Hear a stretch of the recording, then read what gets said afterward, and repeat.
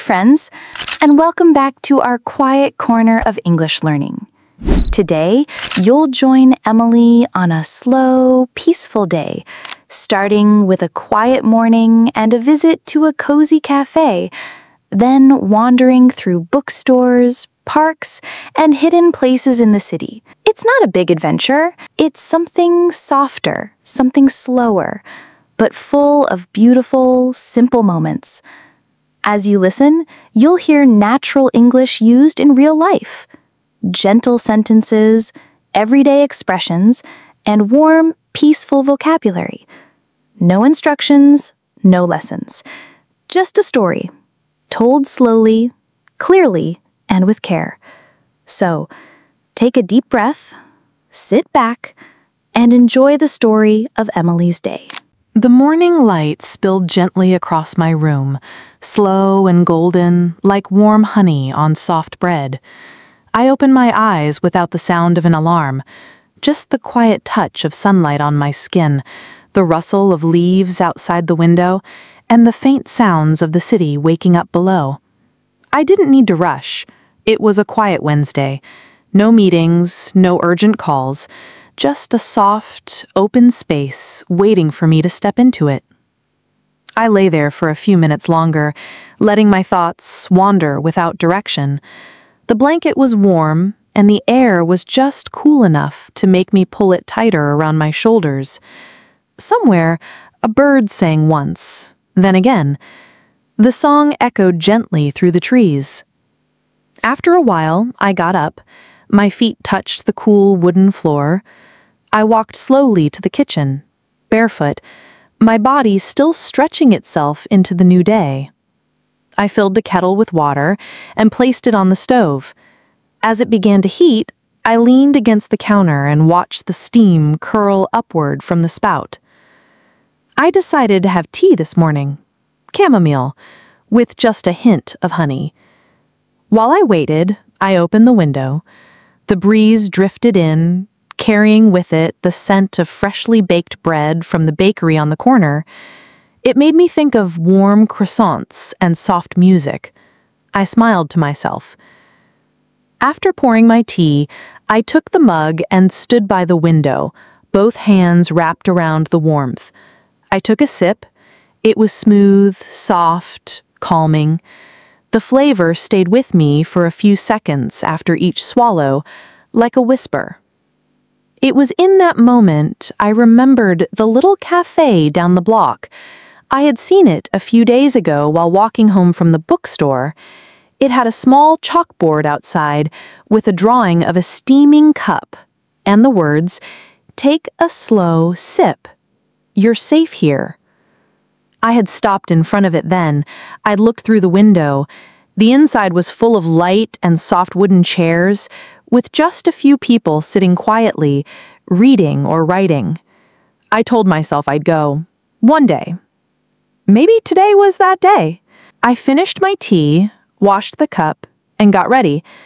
I didn't dress up. I chose a light gray sweater, soft and slightly oversized, and a pair of dark blue jeans. I tied my hair in a loose knot and slipped on my favorite shoes, soft white sneakers, a little worn at the edges. I packed my notebook, a pen, and a small book I'd been meaning to finish. No plans, just space. As I stepped outside, the world felt still, yet alive in the gentlest way. The wind brushed against my cheeks, cool and kind.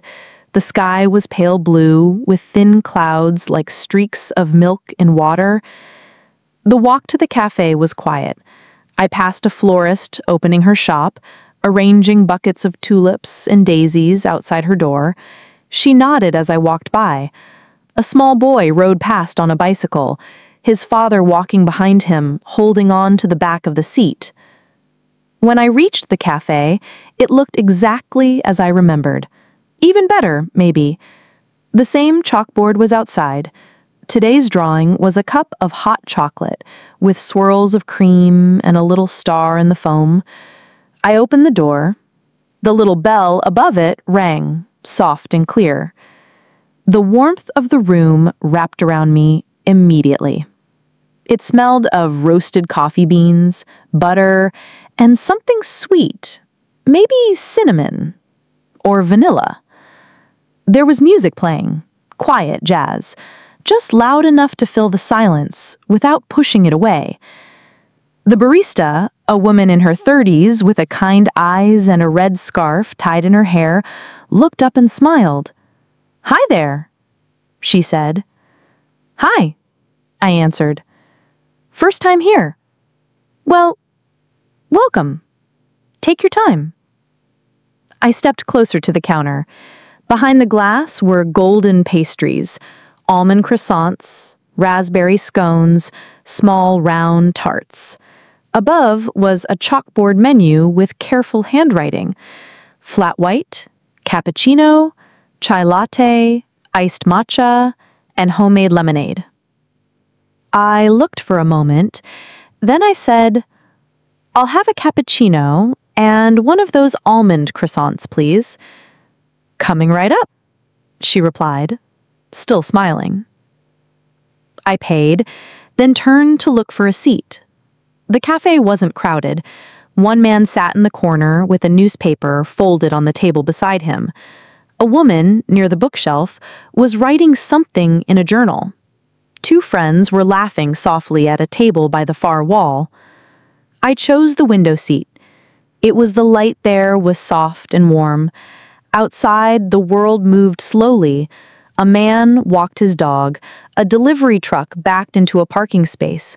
A couple passed by holding hands, not talking, just walking. I placed my notebook and book on the table and exhaled.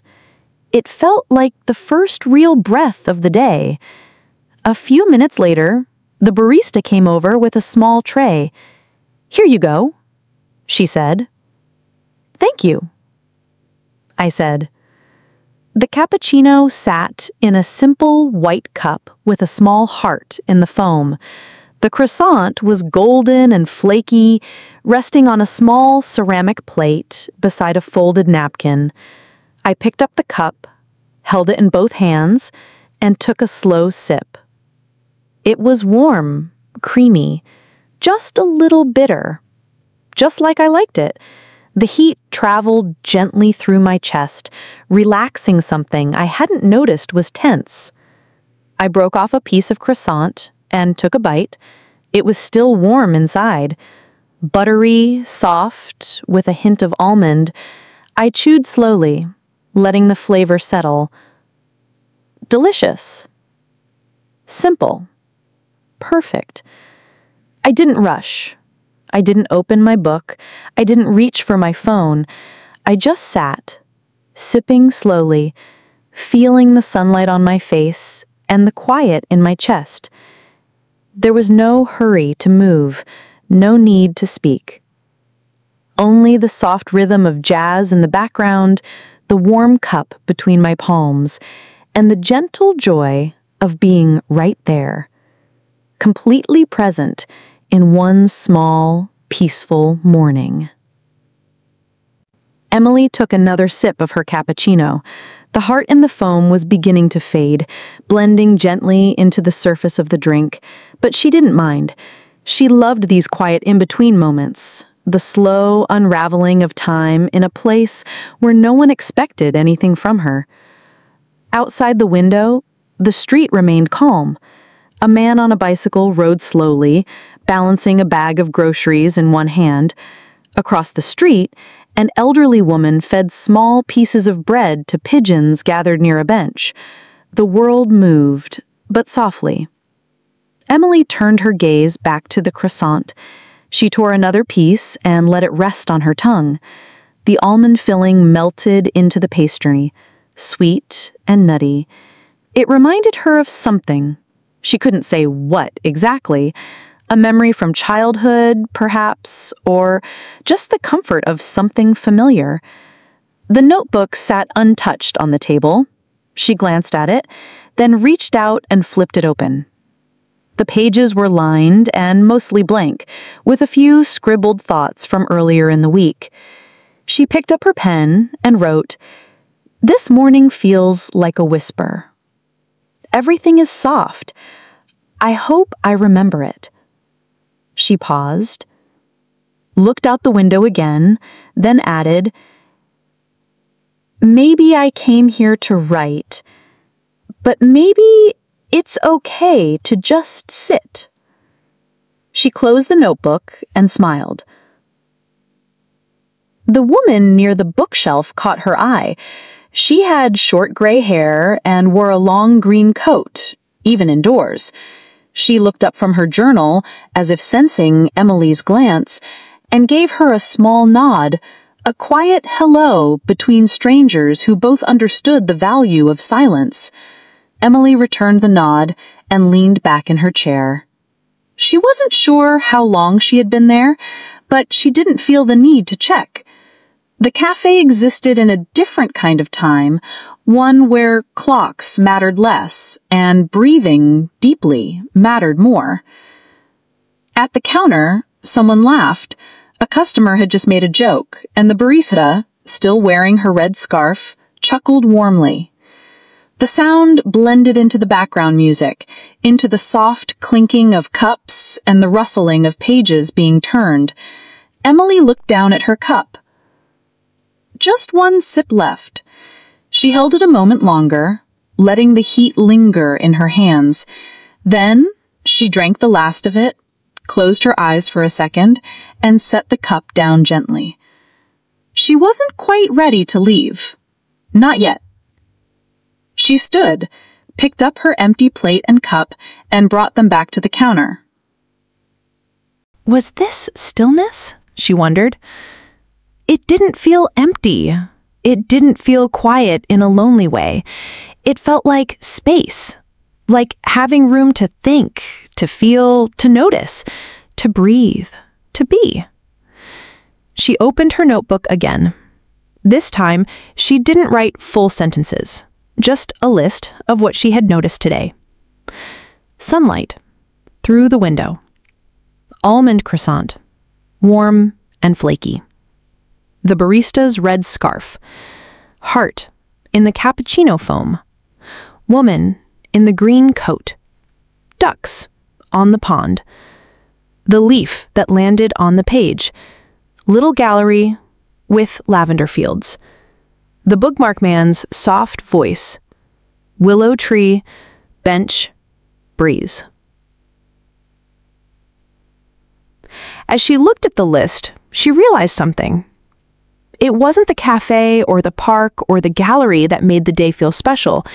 It was the way she had moved through each space, slowly, with openness and care, paying attention to small things without distraction or hurry. She had given the day her full presence, and in return, the day had offered peace.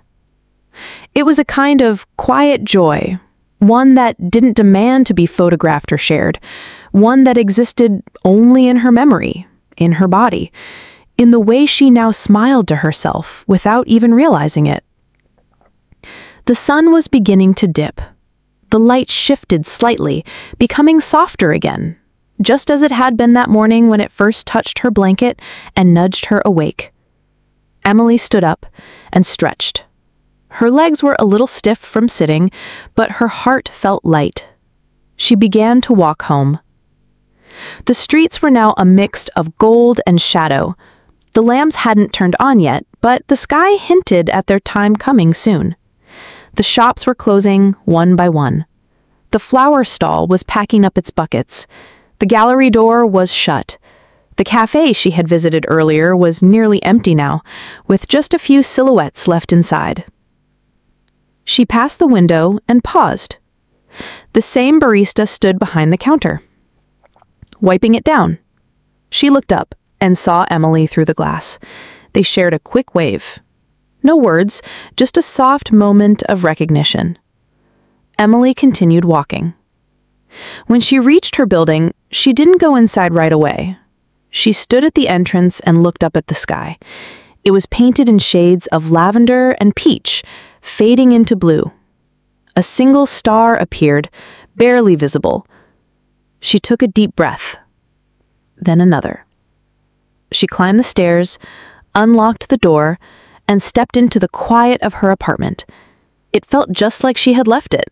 Still, simple, hers. She placed her bag on the table and walked to the kitchen. She filled the kettle and set it to boil. As she waited, she turned on a small lamp in the corner and opened the window just slightly to let in the evening air. She chose chamomile again. As the tea steeped, she sat down with her notebook one last time. The page where she had written her list was still open. She read it once more, slowly. Then, just below the last entry, she wrote, "The quietest days are often the ones that stay with us the longest." She closed the notebook, held her warm cup in both hands, and sat back. Outside, the wind moved gently through the leaves. Somewhere, a car passed. A door closed. A voice laughed down the street. But inside, everything was still. And Emily, wrapped in that stillness, smiled. It had been a beautiful day. Not because of anything extraordinary, but because she had truly lived it. Fully, slowly, softly. And that was more than enough. Thank you for spending this quiet day with Emily. Sometimes the simplest moments, like sipping coffee, walking slowly, or noticing the way sunlight falls through trees, can teach us the most about life and about language. If you enjoyed this peaceful journey, don't forget to like, subscribe, and share it with someone who loves calm, beautiful English. And remember, you don't need to rush to learn. Just listen, breathe, and let the words find you. We'll see you again soon in the next story. Until then, take care and keep listening.